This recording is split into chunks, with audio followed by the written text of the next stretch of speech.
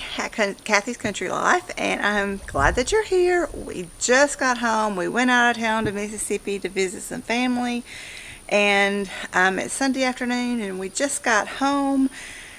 I'm exhausted. We've been riding for a long time, and but anyway, we're back home. I'm gonna go check on the garden, and I know I have got some radishes that I've left out there, probably more than I should have, but we're going to get those picked and we're going to do something with them. We're going to preserve them up. I think I'm going to ferment them, so I'll bring you along for that journey. But we're going to head out to the garden and check things out. I'm pretty sure I'm going to have to water and check on those radishes because I think they've gotten big. Okay, it is a little bit windy out here, so I hope it's not making any wind noise on the camera. This is my Sanford & Son garden area, my garden bed area.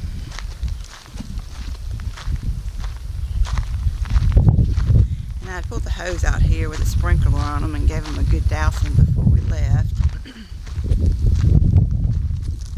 I'll kind of just show you what I got going on here. I've got, in this, I've got a tomato plant, and I think that's tomatillos if I'm not mistaken. Got some bell pepper plants down there. You can see my shadow. Another tomato plant, another tomato plant. I can't remember what the species is, but I'll know once they get tomatoes on it. These are some Mamma Mia Rosa pepper plants. These are some Idaho potatoes. Here we have yellow onions. Got some bell pepper plants right there.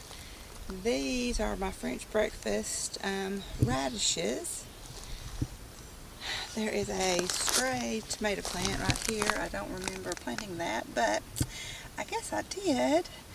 And here's some more onions. These are the, I just drawn a blank.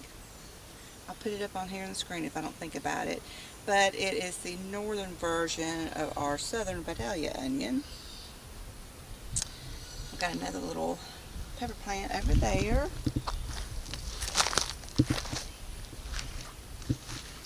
I've got more pepper plants here.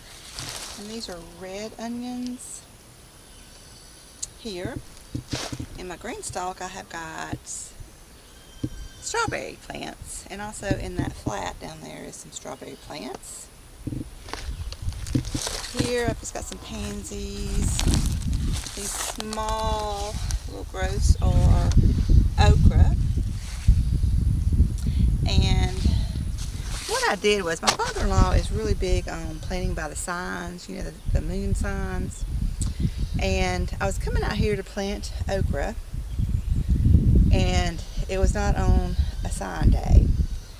And so he told me I needed to wait until tomorrow to plant okra. So I did a test. Here I planted okra on a day that was not a favorable sign. And then the day that it was a favorable sign, I came out and I planted another row of okra. These came up several days before those, but these came up a lot better than those. And those little sporadic ones out here are ones that I planted at the right sign, and these are at the right sign, but these were not planted at the right sign. So I was just doing a little tester. I'm not trying to prove him wrong or anything, but I thought that was kind of interesting. We'll see how they yield. And then I planted some more radishes here. In this bed I have got some jalapeno peppers, some more just different varieties of bell peppers, jalapeno.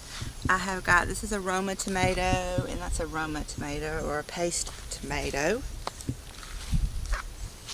Let's see, I did put tags in here so I could remember. This is crooked neck squash, and this is another paste, no, what is this? Yeah, this is a paste tomato, and something came and dug up in here while we were gone, and I'm pretty sure I have a good idea.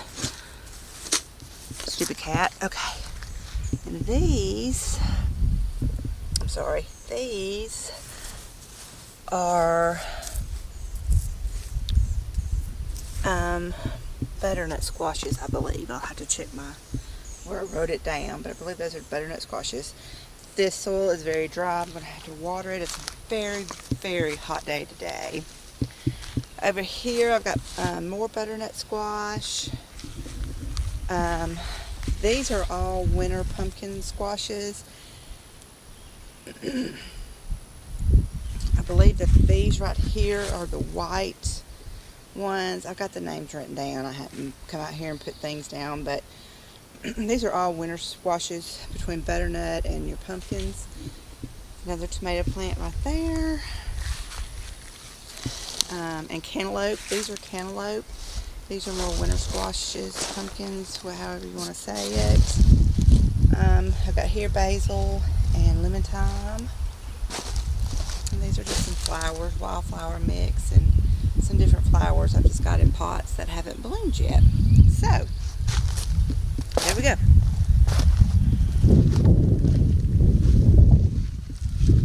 That is what I have planted out here.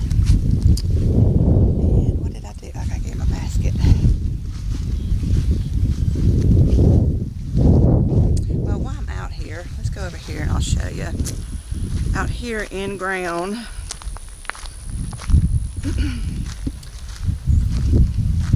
which I don't have irrigation right out here, so yeah, it's hilarious me trying to water the stuff, but I just bring buckets out. Got a lot of tomatoes planted down here.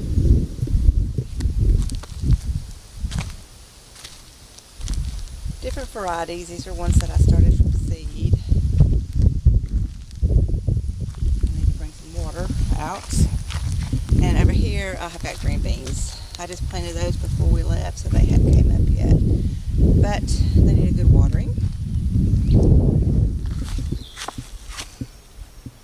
Okay, we're going to get these radishes.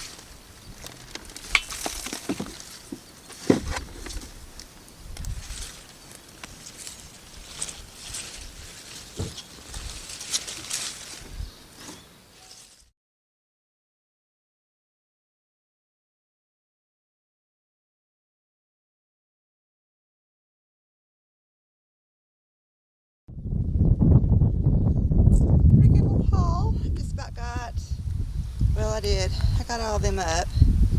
That's going to give me, that's some kind of squash plant. I don't remember what it is. But that, it was kind of crowding out some of my pepper plants in here, so that's going to give them more room.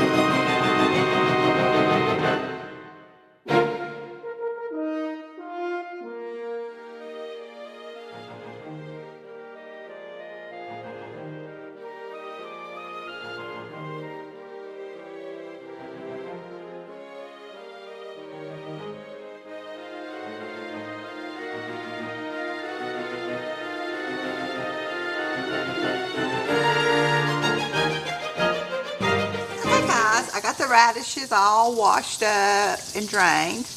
And now we're just gonna chop them up into rounds. You can do it thick, thin as you want. I'm going for about like that. I'm not sure if it's gonna focus, about like that. So I'm gonna sit here and get all of these chopped up. And plus I'm going to chop up a red onion to go in along with it, because a fermented radish and red onion is delicious. So I'll be back when I get all these chopped up.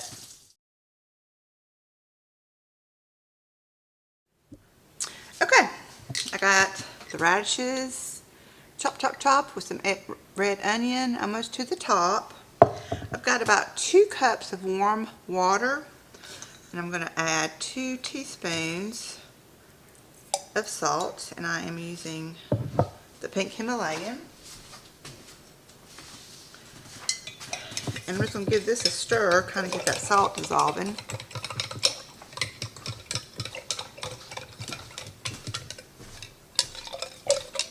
Okay, and then I'm going to pour it into the jar.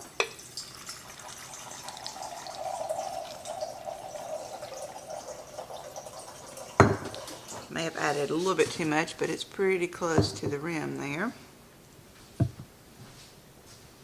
Okay, and then I've got a fermenting weight, also known as a pickle puck, but this will weigh it down. And I've got too much water in here, hang on.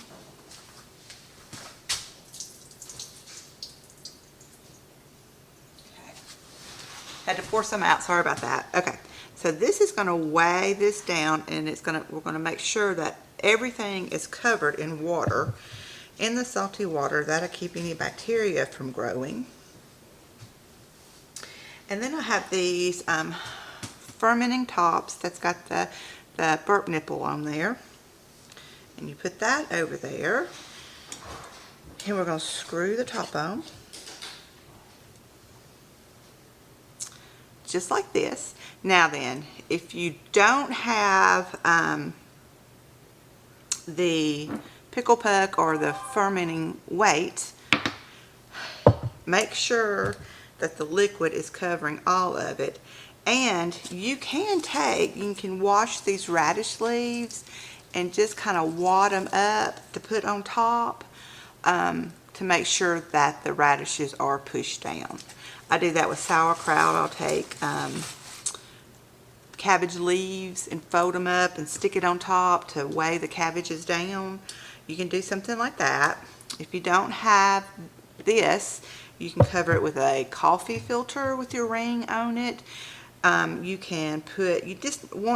gases are going to be released during the fermenting process, and they have got to have a way to escape. If you use a regular canning lid on here, you'll need to go through, and it's called burping it, open it once a day, every day while it's fermenting, to get air bubbles out.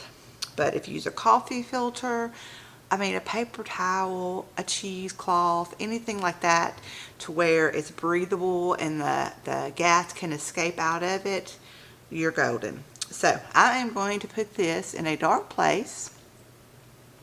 After 7 days, I will check it and taste it and see if it's fermented enough.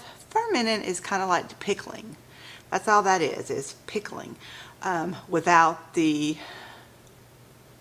pickling stuff, without the vinegar and all that. You're making your own. You're growing probiotics in here, which makes it healthier. So we'll check it. It could take anywhere from a week to 3 weeks. It's just unpredictable. So we'll check this after a week and see how it goes and see if we need to let it go longer. But that's all there is to fermenting, is using salt and water and letting it sit. So I think I have enough to do another jar. So I'm going to cut these up and see how much we got, and then I'll be back.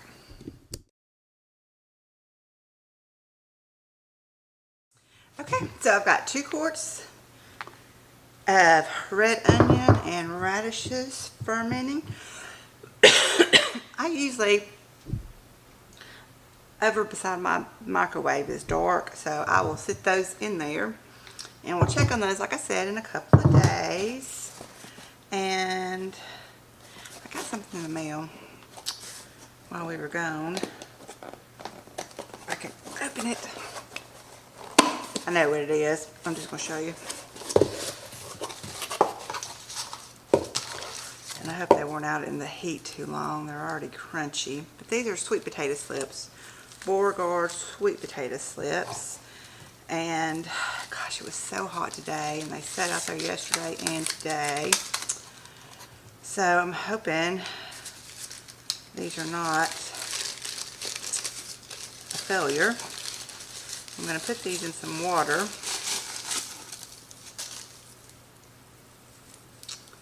The roots are so dry. It probably says on here what to do. Oh, there's a recipe. I'll read on here and see, and hopefully I can revive these. Receiving your potato plants. Let's just look. Okay, expect your plants to appear wilted or possibly bleached to a higher color due to their exposure during shipment, but do not be alarmed. If planted properly in favorable weather, your plants will grow off good yield for your abundant supply of delicious potatoes.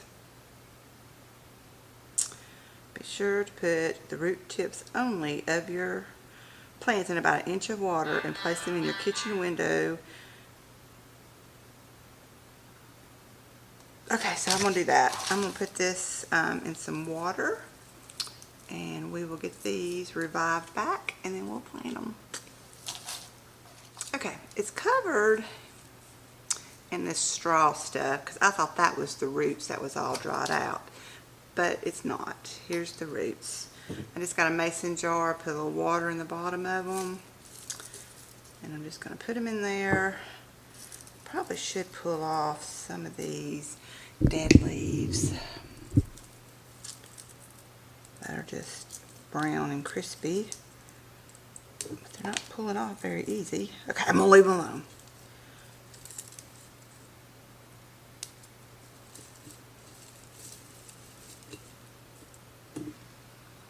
Okay, we will I'll plant these either tomorrow night or the next night.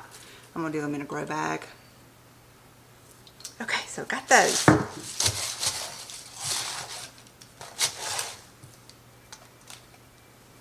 So, thank you for joining me. It was short and sweet, showing you how to ferment radishes. So, thanks for joining me. I'm worn out. I will be back strong and fresh the next day or two with cooking videos and stuff like that. But thanks for being here, guys. Love you.